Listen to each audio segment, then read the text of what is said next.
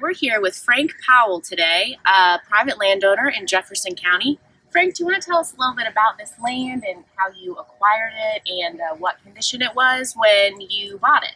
Sure. Thank you, Kristen, and welcome you and Natalie to Powell Ranch here in Jefferson County. Like you said, we're closer to Lloyd. We're about a mile north of I-10 and the intersection of I-10 and Highway 59 in Jefferson County. So I see.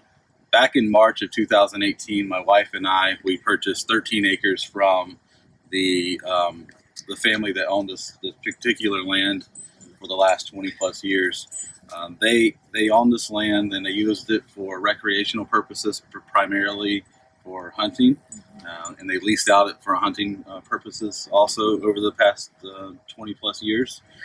In that time, it was unmanaged also. So our first objective was to get a management plan from the Florida Forestry Service, also get a wildlife management plan from Florida Fish and Wildlife. And since I've over 10 acres, they volunteered their efforts to come out and help me with that management plan. Wow, very interesting.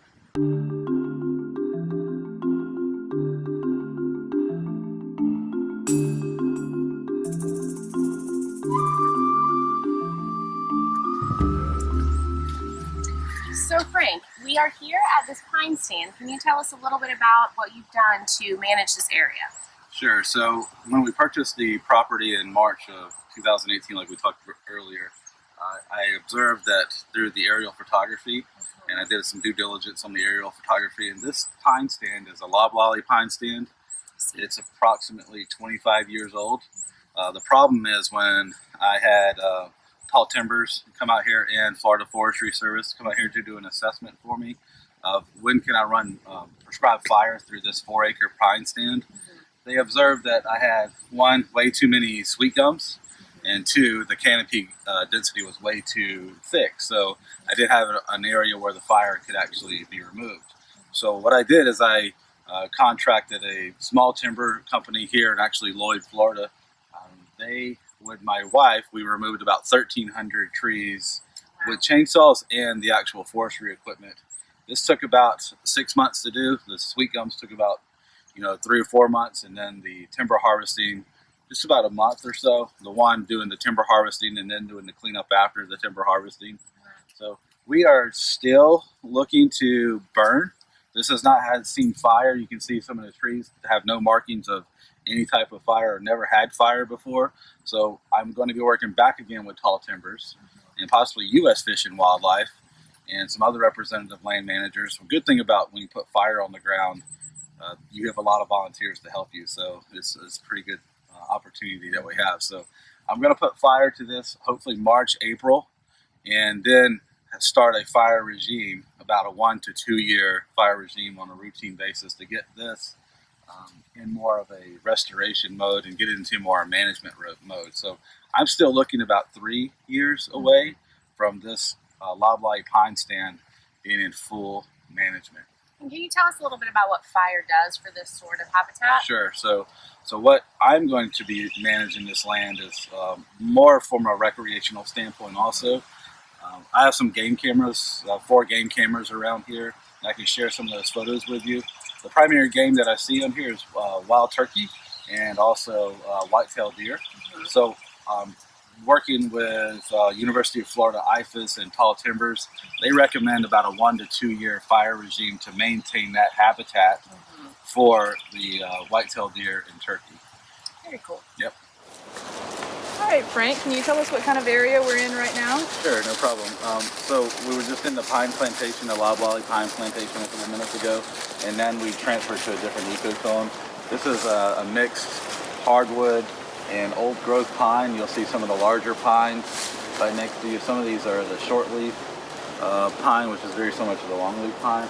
Also, there's a lot of long water oak in this particular area, and what I've done in this management area, we had a very large understory here. Okay. So I removed that understory, and I've also removed the smaller sweet gums, and I removed the smaller water oaks in this area just to allow for wildlife to pass through here. And that's pretty much the only management technique. I probably will not run fire through here just yet, but I'm not saying I won't run fire. What we're very close to is my property border, so I'm very reluctant to run fire next to my neighbor's property see. just yet. Okay. Absolutely. Thanks, Frank. Yep, thank you.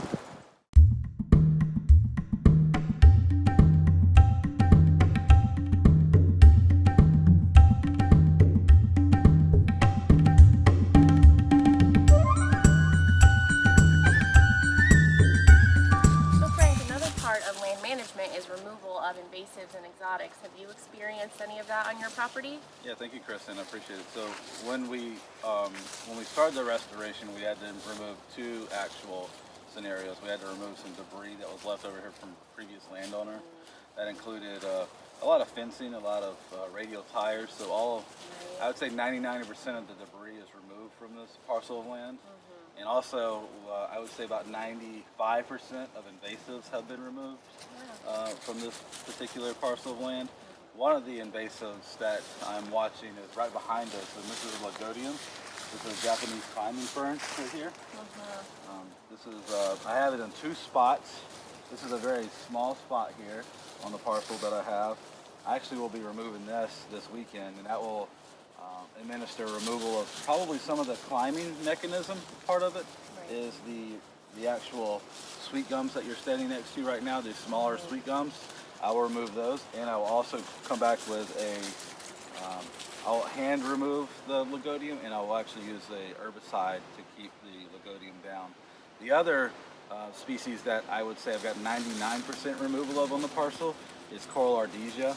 And the only way that I've removed that is my wife and I have walked the entire parcel of land and hand removed all the coral ardesia and all the berries that were on the coral ardesia. So that was that took a lot of time. That took about a month to remove all the coral ardesia. And we do monitoring from time to time, like we just came across this lagodium a couple of seconds ago.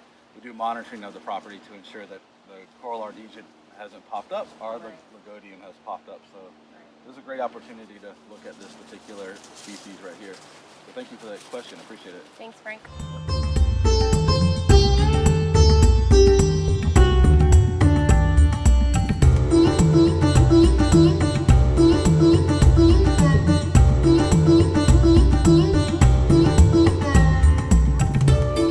So Frank, for a new landowner, what are some resources at the fingertips for Florida people wanting to buy some land and manage it? Sure. So the first thing I did when I even started acquiring this piece of parcel or this parcel of land was do a search how far I would like to drive from Tallahassee. So what I did, this is about 20 miles just to the east of Tallahassee, and that's kind of the distance in which we would like to eventually live out here and eventually make our homestead out here. So when I did that, I utilized USGS. I used something like the soil surveys, right, that are available online. I used a lot of the aerial imagery through Google Earth and other resources that state and local governments have. I also utilized University of Florida's has a nice depository of historical aerials, and we're actually sitting in one of the areas that I call my old growth ecotone. You're standing right next to a large shortleaf pine, and just over my left-hand corner is a very large spruce pine. And these are, based on the aerial imagery, it appears that this area has not been touched since 1935. Wow.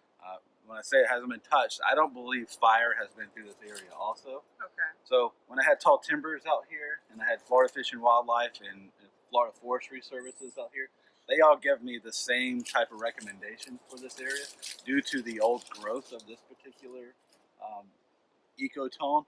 They recommend just maintain the trails in here and not do any additional management techniques. I could remove some of the smaller, understories, but they said they recommended absolutely to stay and keep this managed as the way it is, kind of like self-management. Yeah. Which is kind of easy since there's a creek break back there. Right. So yeah, we walked through another ecotone that we didn't stop at, but it was a seepage slope that has a creek at the bottom of it. So there's a nice creek break, and we're very close to another one of my adjoining parcels here. Okay. What I like about this property is on this 13 acres, it actually abuts other large property owners. So you have that wildlife corridor that is created, and that was another information from the historical aerials and the current aerials. You could see the corridor that has been created just by having these contiguous parcels of land, these large parcels of land for that wildlife resource. Yeah. So, Awesome. good question. Thank you. Thanks.